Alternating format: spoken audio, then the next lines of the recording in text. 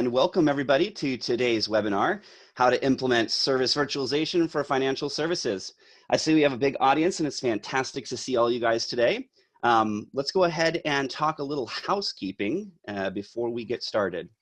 So we are using a Zoom webinar today, so it will be lecture style. Please feel free to ask any questions that you have to myself or my friend Venkata into the Q&A box. We're set to run for about an hour today. We're gonna try to end a little early, give ourselves some time for questions. Let me just make sure real quick you guys can hear me out there loud and clear. If anybody can hear my voice, can you go ahead and just raise your hand in the, great. Okay, a lot of you guys can hear me, great. And as always, this session will be recorded and we will be sending that recording out to you shortly after the session. All right, so let's introduce today's speakers. My name is Chris Colosimo. I am the product manager here at Parasoft for the functional testing tools. I'm joined by my good friend and colleague, Venkata Pamesa. He is a senior solution architect who's really focused on financial services for API testing and service virtualization. He's quite knowledgeable and he's going to be walking us through some practical examples today. A little bit about Parasoft. We have been working with software test automation for over 30 years, all the way from static analysis through unit testing, API testing, both functional and non-functional, service virtualization and environments management. Today we're going to be talking about service virtualization. We do have many customers that are in different industries. We do focus quite a bit in financial services, which is why we wanted to throw this up today. We partner pretty exclusively with our companies to help them be really successful, especially in complex environments like financial services. And as such, we have about a 94% renewal rate, which is a little badge of honor for us, but it means we're doing something right. Today, we are specifically talking about financial services. So I wanted to start the conversation by talking about the challenges associated with testing, specifically API testing when it comes to financial applications. So to start with, many financial industries are moving to Agile and DevOps, and as they're bringing Agile and DevOps in, they want to be able to add in different types of testing practices that synchronize into an Agile DevOps workflow while maintaining all of the velocity that's required for these types of practices. But things are a little more challenging when it comes to the financial industry. Applications are extremely complex. Environments are extremely complex. I mean, look at a trading system.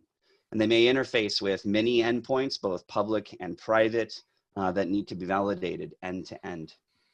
Especially with the current COVID-19 situation, we're seeing a lot of organizations that are accelerating their movement to cloud for both development and deployment. And they need to be able to validate not only that their applications work, but they're performant with their SLAs, while at the same time juggling the runtime costs, security, and transforming all of the different systems so that they can live inside of that cloud.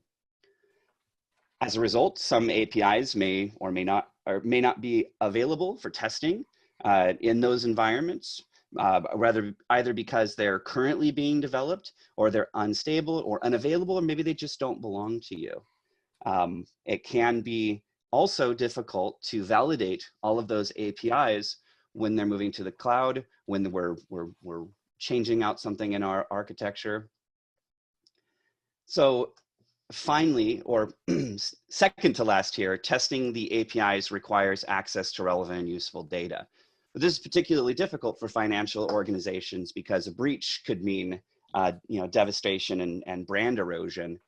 So being able to thoroughly validate those APIs end to end means we have to get the data. We need to make sure it's not sensitive data, but it's relevant in a changing ecosystem. And then finally, all of this needs to be scalable and adapt to the environment, whether it's a local testing environment, whether we're scaled agile, whether we've broken down into multiple environments, or we have a completely referenced environment using something like Docker and Kubernetes. And so a lot of these challenges inhibit full coverage when it comes to API testing. And so that's where service virtualization comes in. And so I want to talk a little bit about service virtualization. I'm going to use a little bit of an analogy. So how do you test a faucet? You know, just like a normal faucet, the type that you would have inside of your house. Let's say you want to modify something in one of the restrooms in your house. You go down to your local hardware store, you look at the different faucets, and you say, well, they look pretty, but how do I know that they're going to perform the way that I want them to inside of my house? Well, the reality is you actually have to plug them in, right? So that testing a faucet requires an entire house. You can't just stand there in the middle of Home Depot, turn on the faucet and see how the water flows and how it's going to work inside of your house. And this is, it's kind of contrived, but it is a little complicated if you think about the idea of, hey, I want to test to make sure that the water flow makes sense. I want to make sure that if I turn on the faucet, I don't, turn on really hot water inside of the shower. I want to make sure that the load coming from the outside of my house makes this faucet work properly. And so this is where service virtualization can come in. And I'm using this as an analogy for the house. If you really just want to test an API or you want to test a component, you can simulate the draw from a downstream system and have it serve up a virtual representation of the response. For example, you could virtualize the entire infrastructure of the house. Maybe if you had a particular need where you wanted to validate that the hot water worked in the shower if you turned on the sink, well, maybe you might want to virtualize the hot water system. Okay, so service virtualization allows you to simulate components inside of your environment that are unstable, unavailable, that potentially are pay to play, and it allows you to create a testing ecosystem where you can test much sooner and more completely. Now, once you've decided that you want to go ahead and look at a service virtualization solution, there are a couple different types out there. There are lightweight or free tools. Here's a couple of examples. These are great because at least people are using service virtualization. The challenge is, especially in financial organizations, these types of free tools may not support complex message formats and protocols like ISO. They might not be able to do things like simulating batch processing for TSYS. So organizations then look at big heavyweight tools like CA Lisa. And don't get me wrong, these are great tools. The challenge is they're quite expensive. And being able to use them in a scaled agile ecosystem or in a hybrid environment such as on-prem and cloud becomes a little challenging. So what do you choose? And the reality is actually you need the best of both. And so we're going to go through some capabilities today to help you understand the best way to bring in service virtualization for financial organizations. And so the answer is, since you're a financial organization, you need the following.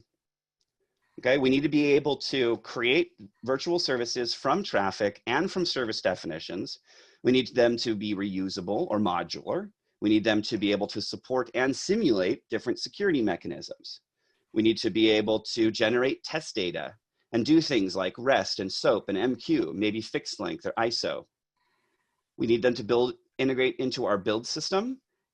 And we need governance. We need to be able to use it in a team with multiple users that are both centrally located and spread out. And we need to be able to have a good change management process for both our assets and our test data.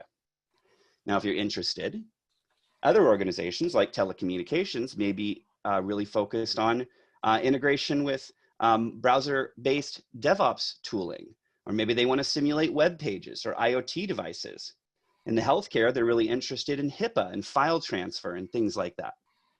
But many of you, if you're from the financial organization, are looking at these other industries and saying, hey, wait a minute, I have those problems too. Maybe we're developing IoT devices. Maybe we have microservices. And the reality is that while there are certain challenges that are specific to the financial industries, your service virtualization solution needs to be able to support a wide array of message formats and protocols and be easily used by technical and non-technical users. And so for that, I'm going to go ahead and hand it over to Venkata, who can actually walk us through some of these challenges in depth and give us a practical example. Hey, Venkata, are you there? Yeah, thank you, Chris. So I'm going to just share my screen. All right. Okay. Can you see my screen, Chris? Yep, screen looks good and you sound good too. Yeah, thank you. Thanks everyone for joining today's webinar. Today I'm going to talk about some of the challenges faced by the QA teams in the financial services space. And I demonstrate how Parasoft Virtualize and CTP can eliminate those testing challenges. Like Chris mentioned earlier, financial applications are very dynamic. They continue to change and evolve with great speed. By adopting to the ever-changing technologies and the banking needs of the customers. At the same time, they try to maintain these complex regulatory and security compliance, right? So like you're seeing on the slide, these applications are naturally very complex. They interface with multiple systems connected to dozens of internal and external backends. And on the customer side, they interact with multiple different interfaces like mobile, web, and API for various purposes. Just to get you some examples, so we use banking applications like online banking and trading platforms through our web and mobile apps. And sometimes these services are generally exposed by these applications through external third-party systems through their APIs, right? So QA teams, try to automate these technologies, try to automate these different interfaces using multiple technologies with different interfaces. So what is also very important here is how do we build end-to-end testing across these multiple interfaces? So Parasoft SOA test eliminate these challenges of creating end-to-end testing across these multiple interfaces. So in order to perform these continuous testings, continuing end-to-end testing, we will now end up with new testing challenges, right? So, so these challenges are shifting to the other side of the applications, mostly to the environment side where we have unstable testing environment. So this will be our focus today for today's webinar. So our applications are mostly connected to third-party systems, even in our testing environment for doing some payment processing or for getting our credit scores to approve and deny these loans, right? And sometimes these systems are, they charge a lot of fee for our backend systems, and they're also not available for our functional testing, right? And in other cases, sometimes we see there are some uncontrollable behaviors of our backend systems. So for our testing needs, right? And we also see some agile roadblocks. So where we are ready with our service, but the other team in the same line of business is not available because they are a little slightly behind their schedule, right? And the other biggest challenge is we are unable to shift left the performance testing. Generally, we do the performance testing towards the end of the cycle, but that really reduces a lot of business risk. So this is due to the unavailability of the backends for our performance testing environment. So above all, these challenges are very common with our QA practices, and this increases a lot of business risk for our financial services, right?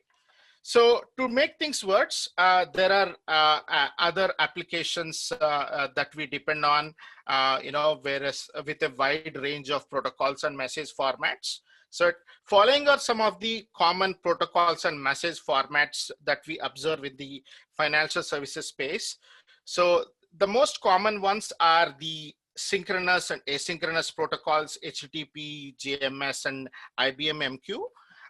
There are also some legacy and very powerful protocols that still exist today, like FIX, Swift, mainframe, ISO 8583, and they're still evolving. So there are other protocols that are getting very popular these days, due to the evolution of IoT devices and microservices. They are Kafka, RabbitMQ, HTTP 2.0, gRPC, and protocol buffers. So Parasoft supports a wide range of protocols. Apart from what you're seeing on the screen, there are 150 plus protocols and message format that we support, right? And choosing a right service virtualization solution is a key to success for any organization to create these virtual assets across legacy and also today's ever-changing technologies, right? So due to these challenges with our backend system that we have seen, and also the a lot of protocols, testing and test environment management is becoming very expensive and complicated to manage.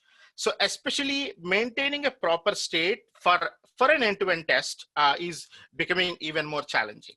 So Parasoft resolves these challenges through its environmental-based approach for testing using continuous testing platform.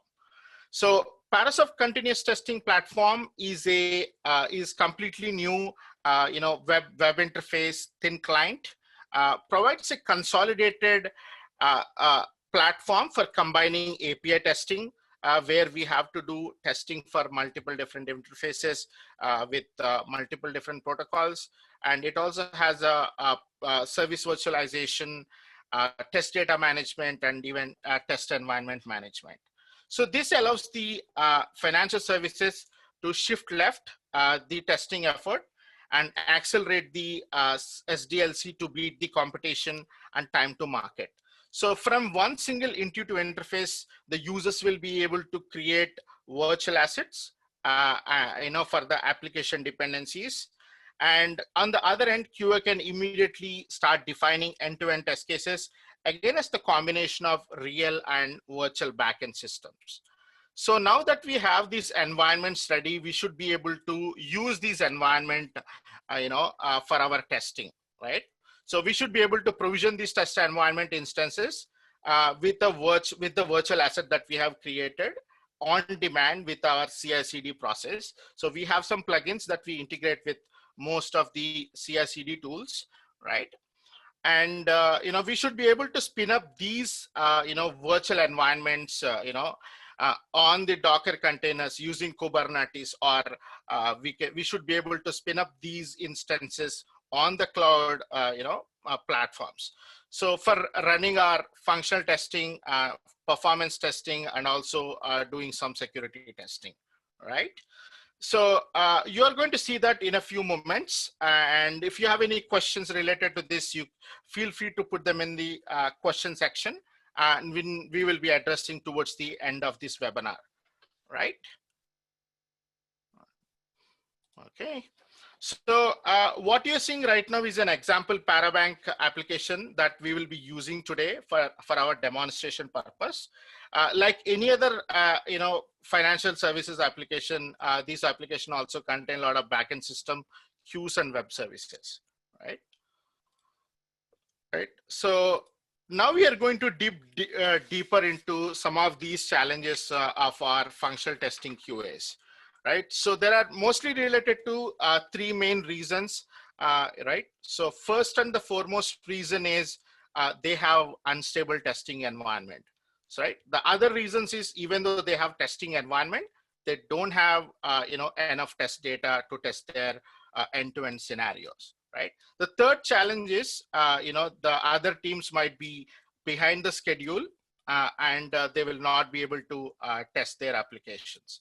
So today, I'm going to wear the hat of a QA who is part of a retail banking testing team.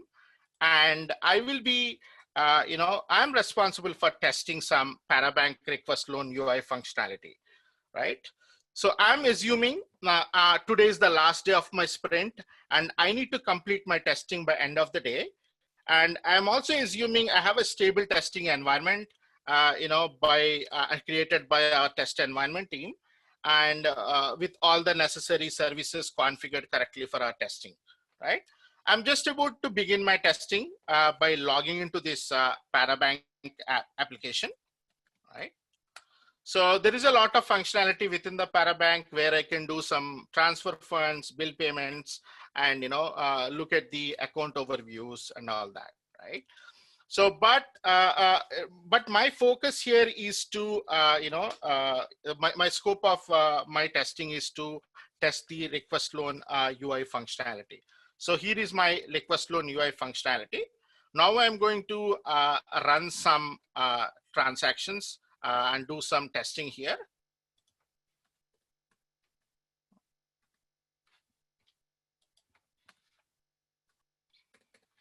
Right. So I'm going to begin my testing. Oops, something went wrong.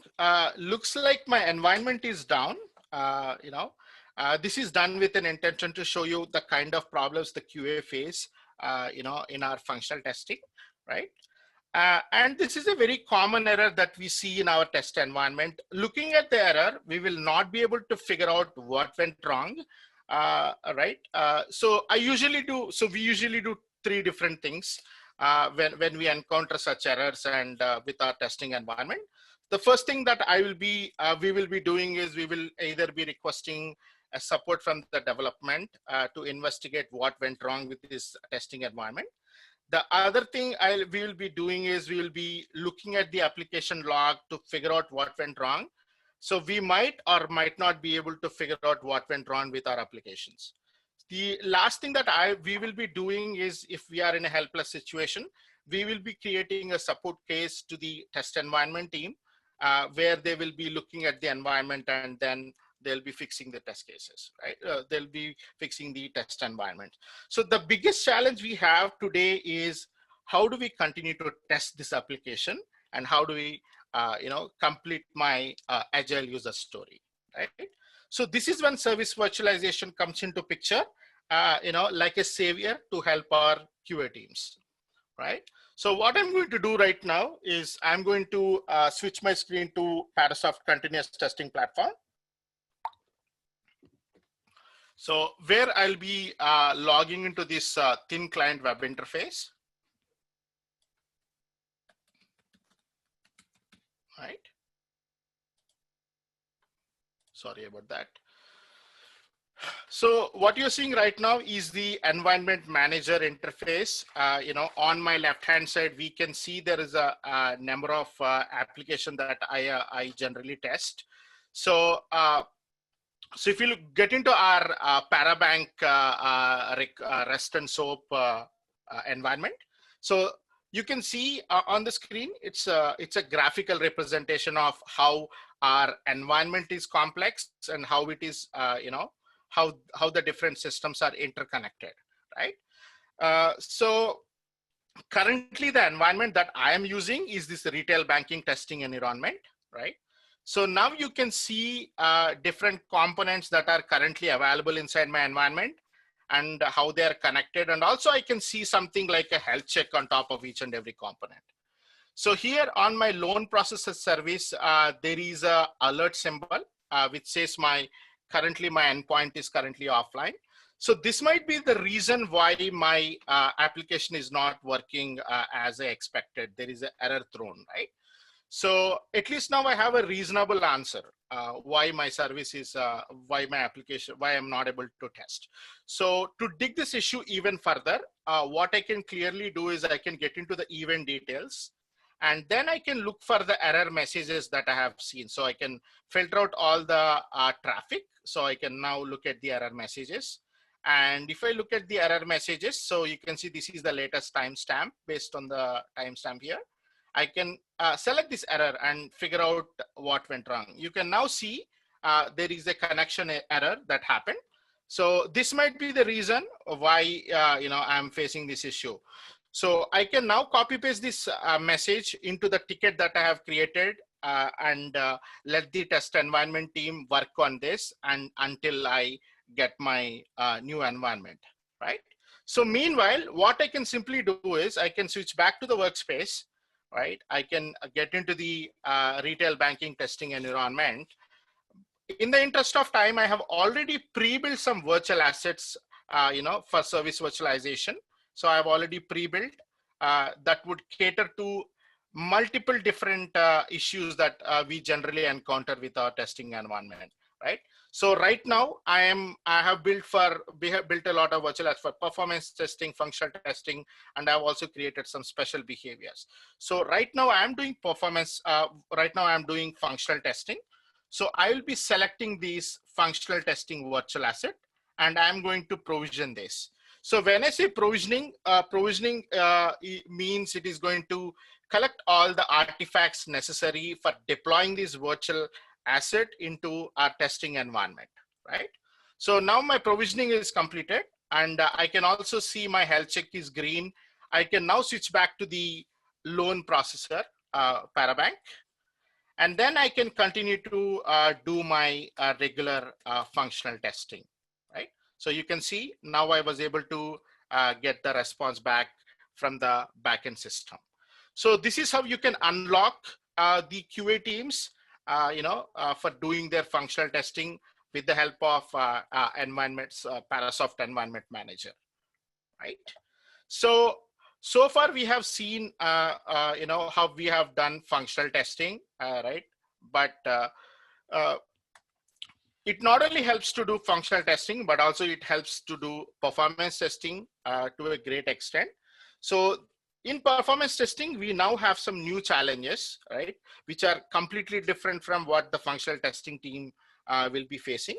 So generally, when we are doing performance testing, we need to set up the performance testing environment, built with some realistic scenarios.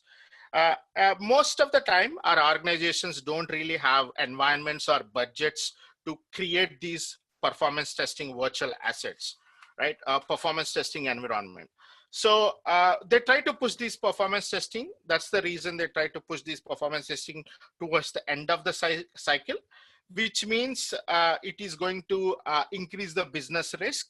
And also, if we find an issue related, some issue related to the design inside our application, it is going to impact our project teams, right? It is going to impact the project timelines. So the ideal way to conduct this performance testing is to replicate the production-like environment with the help of virtual assets, and then we can shift left the performance testing. You can do performance testing on every change that is done to our lines of code, right? Like how we run our nightly builds. So now I'm going to show you a virtual asset that I've created for the demonstration purpose. So here I already created a performance testing virtual asset, and I'm going to quickly provision this virtual asset.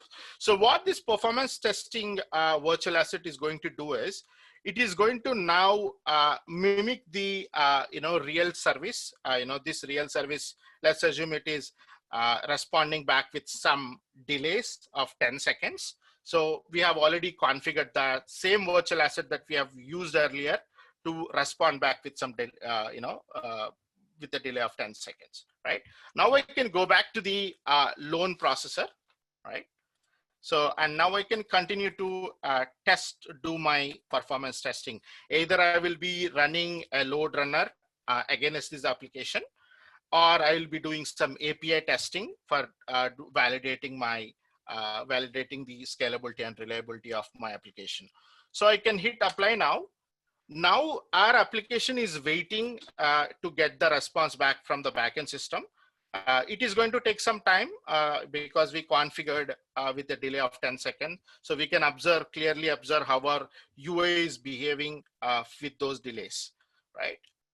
So you can see I have received a different response now, but with some delays. So this is how you can help the performance testing teams to simulate all those backend systems, for building their performance testing environments. Chris, do you have something to add here? Yeah, thanks for showing that, Venkata. Performance testing and virtualization are some of these magic components that really help you realize the ROI when it comes to service virtualization. Obviously, Parasoft, we have a free version. You can get started. There's no cost to that. But as you start moving into more and more service virtualization, business is going to start asking questions about ROI. And if you really want to hit the ground running, targeting performance first helps you maximize that ROI, because those components are so expensive. Those environments are so expensive. The different databases, the pieces that you would need. Service virtualization allows you to do a low-cost early entry into performance testing, where you can not only reduce the cost, but do it much sooner in the process. So I just wanted to mention that if you're thinking about getting started with service virtualization, your performance testing area is really good targets. So back to you, Venkata. Thank you, Chris, for adding those comments. So far we have seen how we can help functional testing teams and performance testing teams, but service virtualization also helps the development teams for actually doing, for actually helping them test some special type of scenarios. So, right, sometimes our development teams, are required to have an environment, and they try to reproduce some critical production issues, and because of the unavailability of the backend systems, or sometimes you don't have control over the services on the behavior of the services of our backend system. So they should be able to, we should be able to help them create those special behaviors. We will be able to do that with service virtualization. So here, if you go back to our continuous testing platform, I have created some special behaviors for the same loan approval service. So here I created some negative behavior. This is sometimes very important for our development teams to actually reproduce some special kind of behavior. So I'm going to quickly provision this negative behavior virtual asset. What this negative behavior virtual asset is going to do is, it is going to always deny the loan, no matter what the loan amount is on, no matter what loan amount or down payment is. So now I can give loan amount of $1 million and a down payment of 10. It is going to deny. Or even if I request for a loan amount of $1 and put a down payment of 100, it is still going to deny. So these kind of special behaviors can also be simulated to help our development, right? Right. And moving to the next items. So now that we have seen, we are able to simulate multiple behaviors for helping QA teams and also development. I think let's go ahead and build some virtual assets now, right? So there are multiple ways of creating the virtual asset. The two main ways of creating is through service definitions or API interfaces like our WSDL files or Open Swagger files, RAMLs. So you can use all the service definitions to create the virtual asset. But other quickest and easiest way to build the virtual asset is through recording traffic. So I'm going to show you how you can quickly create a virtual asset through a recording traffic. So I'm going to switch back to the environment manager, where I'm going to point the request loan UI application to the real endpoint. So I have a live endpoint available now after the environment team is has provided the new environment. So I'm going to switch it to the live, and I'm going to do another extra operation here. I'm going to just start recording. So now what happens is, whenever I run some transactions on my Parabank, there is a message proxy that is now listening to the traffic between our UI application and the real backend, right? And it is going to record all the traffic, that goes back and forth. So what I'm going to do right now is I'm going to run some manual scenarios, with some loan approval, right? And you can see there is a response. And also I'm going to run some negative transactions. So the same thing can also be done by running our automation, like UI automation or, API automation. So now I have recorded some transactions here. I have both approval and denied. So now I'm going back to my environment manager, and I'm going to stop recording. So as soon as I say stop recording, this is now going to create, give a pop-up asking us to create whether you wanted to create a virtual asset now or later. So I'm going to hit now and give some name for this virtual asset, right? And I'm also going to give a name for a data repository. I'm going to talk about this data repository in a moment. So, and I'm going to select the traffic file, which I have just recorded. You can see the timestamp now is around 233. This is the latest timestamp. I'm going to select this text file, and I'm going to hit finish. As soon as I hit finish, this is going to create a virtual asset, which is, and now we can use this virtual asset to just replay what we have just recorded. Now I can run the automation against this virtual asset, right? So Chris, do you have something to add here? Sorry, man, I was muted there. Yeah, so when it comes to the rapid creation of virtual services, this is going to be one of the most critical enablers when looking at service virtualization solution, especially when you start thinking about new and emerging services, prototyping services, moving services to the cloud. The ability to create really quick and dirty virtual services intelligently from traffic is going to really move into that ROI conversation, because that's going to be one of the key factors in determining how much the virtualization initiative costs. Right. Thank you, Chris. So, this is a key enabler. So after we created the virtual asset, I think if you have clearly observed, there is a place where we have used a data repository, and we provided a name for the data repository. So data repository is nothing but a database for our virtual assets. So virtual assets deals with the responses, and we have, and this data repository is going to store all the data related to those responses. So this provides a great flexibility for our virtual assets, so that we can keep the logic of the virtual assets separate from the data, so that we can add more data by recording, either by recording the traffic, or we can use this data modeling and data generation to enhance the behavior of our virtual asset, right? So the more data that we have is, the more realistic our virtual asset becomes. So now I'm going to switch back to CTP test data management module, right? So here you can see there is a data repository hosted on my machine, and there is a lot of, this is generally hosted on a centralized server. Here we have a number of data repositories here. So one of the data repositories that we have is loan processor, right? So this is the functional testing virtual asset that we have just seen. So you can see the key columns of these data repositories. This is the input data that we have passed from our application. So we provided a loan amount and down payment. This combination is now, aligned with one of these responses here. So if my if my down payment is less than 10% of the loan amount, this is going to deny. So that's why I have this loan is not approved, right? And you can also see the combination of the responses for the other data repositories. So these are now very flexible. You can go back and you can edit these responses that we have. Instead of loan approval, you can now edit this to another loan provider name.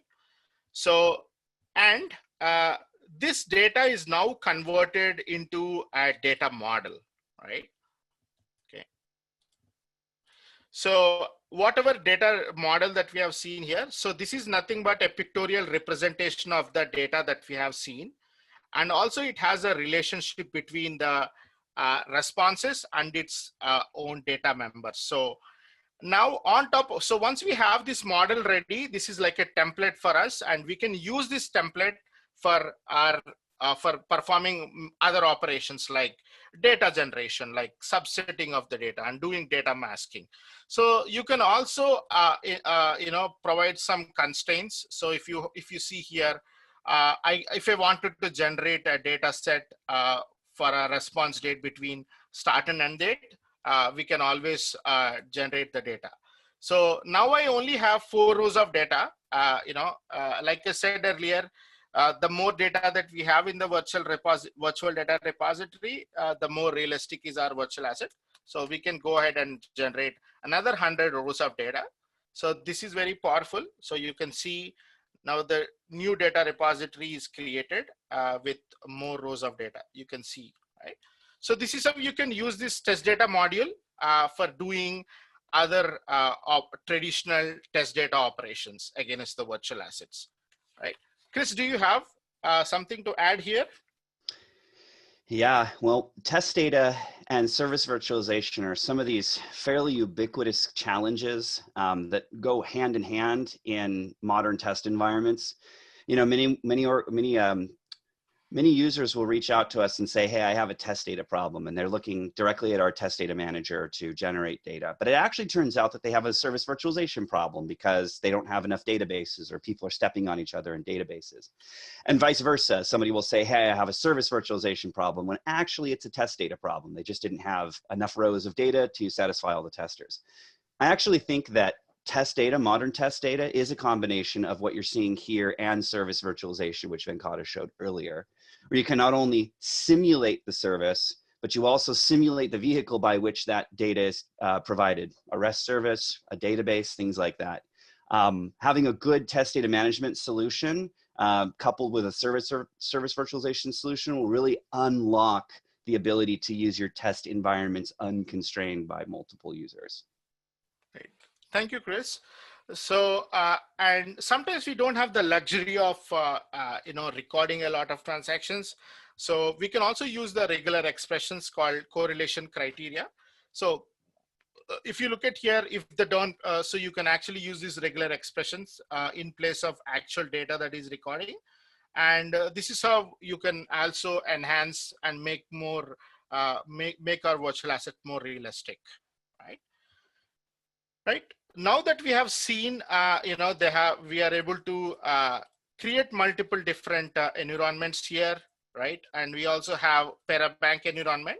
So we can also create multiple instances of this Parabank environment.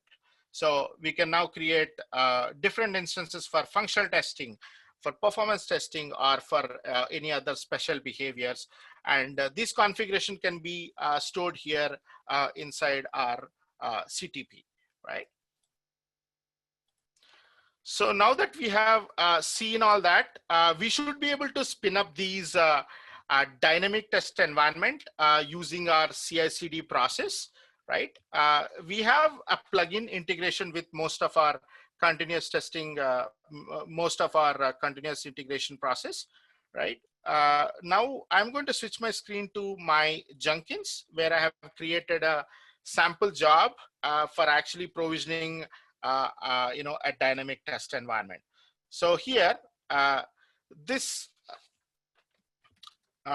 job is now currently going to talk to my CTP, where I have already configured my different instances, right? So you can see all that you have just seen in the CTP is also readily available inside our continuous testing platform.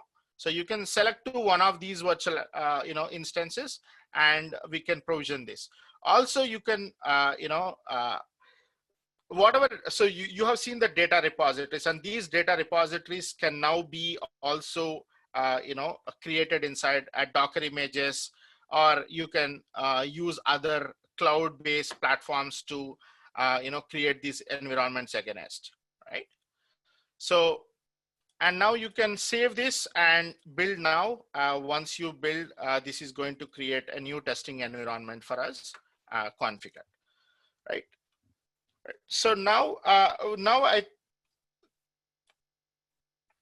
going back to our slides, right? So Chris is going to walk us through some of the use cases with our existing and new customers related to service virtualization. Over Thanks, to you, Venkata. Chris. So Venkata, first off, great job showing us all of the nuts and bolts of service virtualization and how you can use virtual services to create a virtual environment, test on demand. What becomes important though, and somewhat modular when you start thinking about service virtualization, are the message formats, the protocols specific to financial industry. So I wanted to put forth a couple of use cases, and then Venkata would just really quickly show us what that would look like inside of Parasoft. So the first one we have is with a major Canadian bank. They were creating a series of shared REST services that were going to expose some pretty some pretty critical functionality for the organization. The challenge was that these REST services, while they were developing them, had a dependency on a backend service serving up fix. And anybody who's worked with fix before knows it's pretty nasty. It's a fixed length, special characters, not very human readable, but very, very commonly used in financial. Well, Parasoft speaks fix. And so what we were able to do was to create not only a virtual service, but one that could then have a human readable component to it, a nice friendly form UI that would then allow non-technical users to create fixed services. And the fixed service did something called state transition, which means that as it received new data, it actually updated itself. And so it could more closely emulate the real service. As a result, this team that was stuck trying to figure out how to build this series of shared services was able to deliver their project 30% sooner because they were able to simulate that backend fix service. And so Venkata, maybe you could show us what that might look like inside of the Parasoft ecosystem. Sure, Chris. So what we did is actually, so this is the workspace, right? So this is the actual representation of how their environment, this is at a high level, how their environment is built.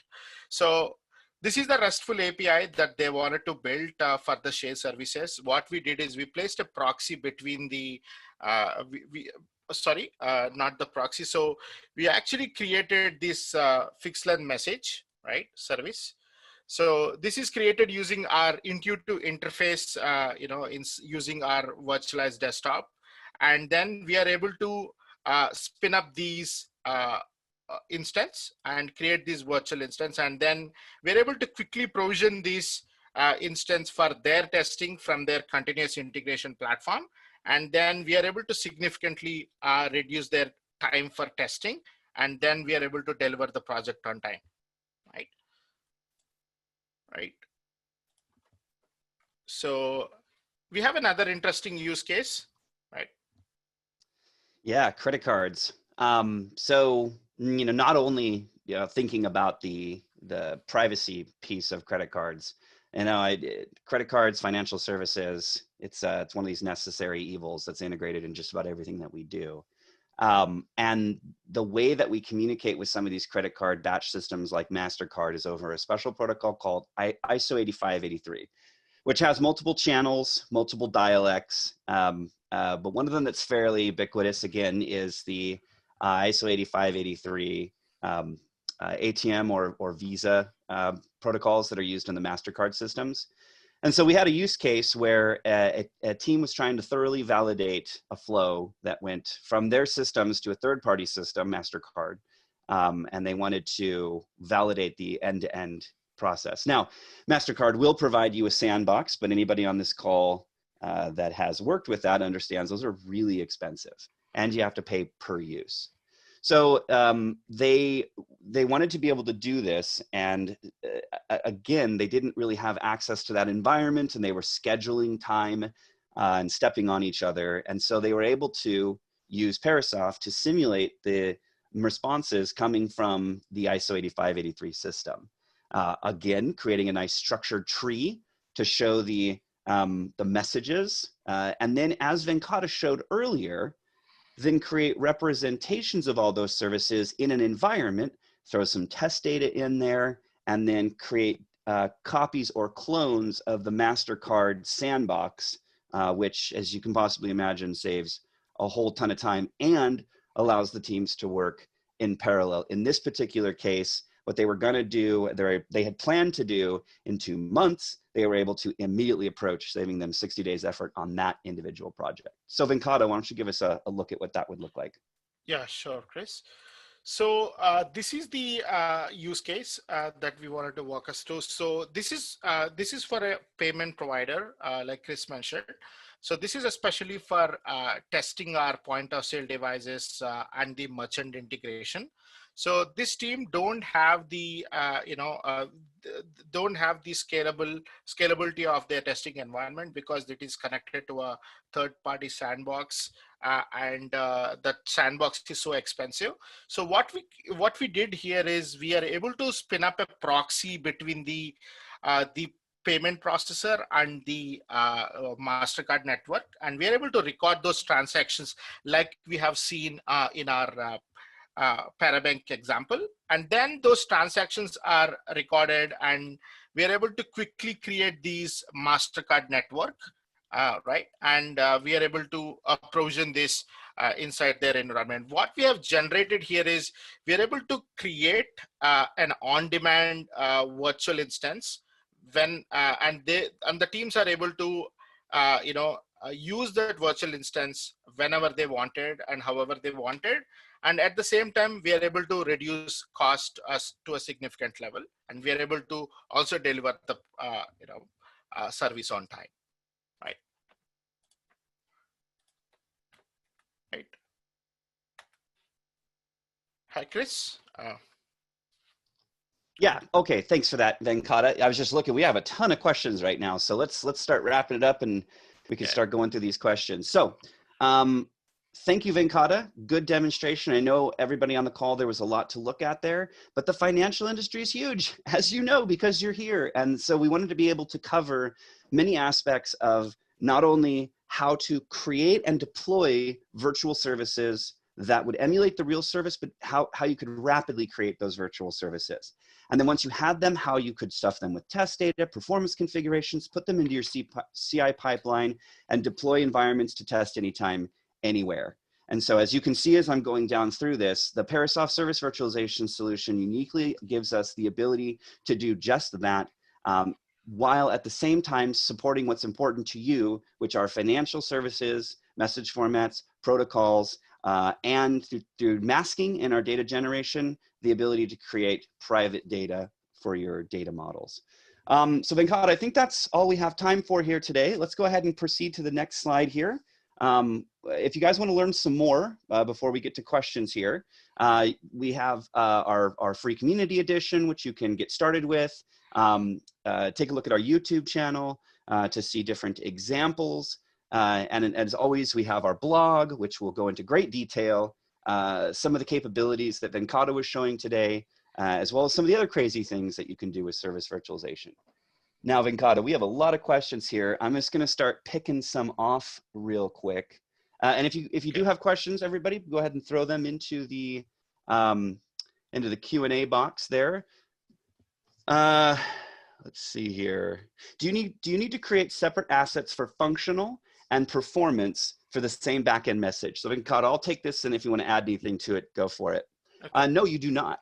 And that's one of the best parts about the modular approach to service virtualization, virtual service creation, is that you create it from traffic, maybe something very basic. You can then abstract some of the response values to say, yeah, I'm going to put those into a data source.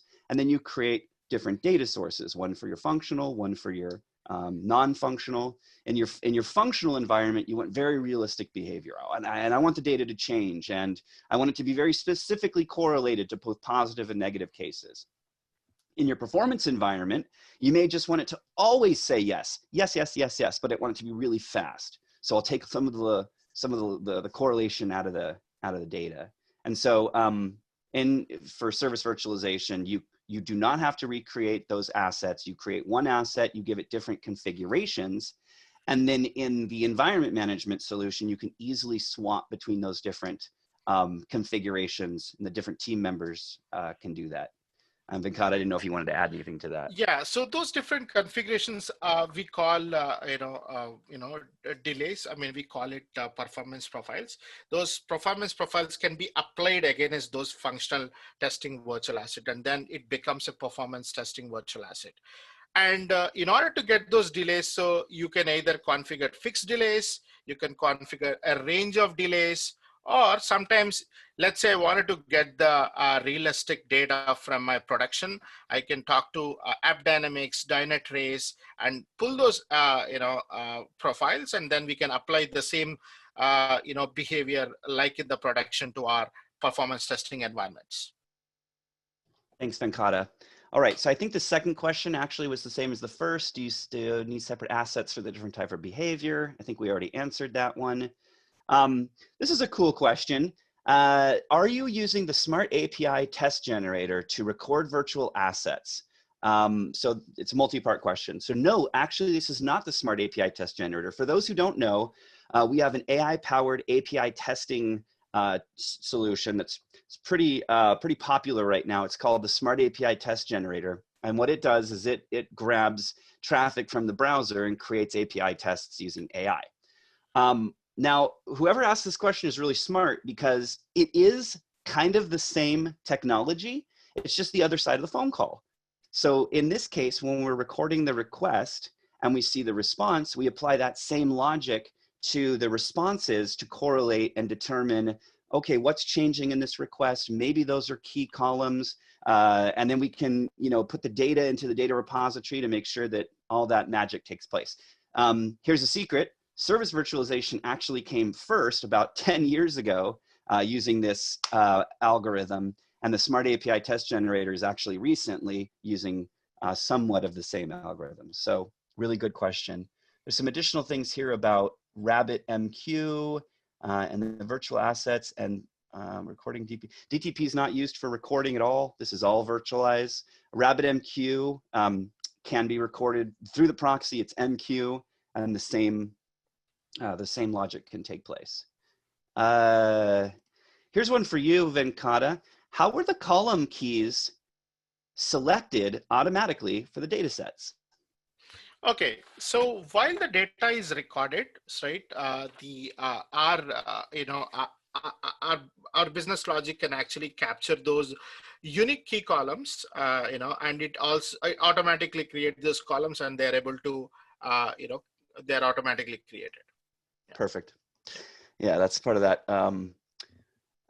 Okay, instances. Can you provision only one instance at a time? So the answer to that is yes and no. If you're using one physical environment and you have the proxies in that environment, the proxies are going to be pointed at an endpoint. Now, you can, as Venkata showed, you can replicate that environment and deploy it into a Docker container, into an AWS machine, something like that. And in that case, you could redirect and funnel all that traffic to many, many instances. The second piece of this that's interesting is that proxies have dual modes to them. And so they can fail over from primary to secondary, from secondary to primary, which gives you the ability to say, well, maybe certain requests would come into this environment. And if I didn't have whatever data that I needed in the real environment, they would be funneled over to my virtual environment. And vice versa, if you were going in a purely virtualized environment and you didn't have the data that you needed in your virtual service, you could funnel that over to the real environment and learn and self-heal that asset to give it that data. So no, you do not have to only have one environment. You can have multiple or X number of environments using those proxies. You good with that, Venkata? Yep. Okay. So in Parasoft, when we create a virtual service through Jenkins, is it pulling the code from our internal Git repo and then what, cloning the services and database structure along with some dummy data into the Parasoft environment? So what's here, I'll take a shot at it first. So what's actually happening in the Jenkins job, and you can set this up however you want, but I like to say that as a part of the build process, as a post-commit trigger when you check in that code, you want to go ahead and build that code either into a physical machine or into a Docker container. At the same time, that code and that application is going to have a series of dependencies. Those dependencies are what are being provisioned in the Parasoft ecosystem. And so you would imagine that you would potentially have a couple of Docker containers, one with your code that you're building, and those endpoints then pointing to proxies that are living inside of the Parasoft Docker container. The Parasoft Docker container has your databases, your virtual, of course, your virtual services, your virtual whatever MasterCard system. You do Docker Compose, or you just simply point the application at the proxies for Virtualize, and then you have your infrastructure totally simulated, but your code is real. And I know that's some pretty low-level techno-babble there, but if you need clarification on that, or just let me know, or if you wanted to add anything to that, Venkata. Yeah, I think you can exactly use what you do for your services. Like, you build the services and you check it into the Git repository. The same thing can be done with our virtual assets. Our virtual assets are also the .pva files. They can be checked into the repositories, same repositories to maintain in sync.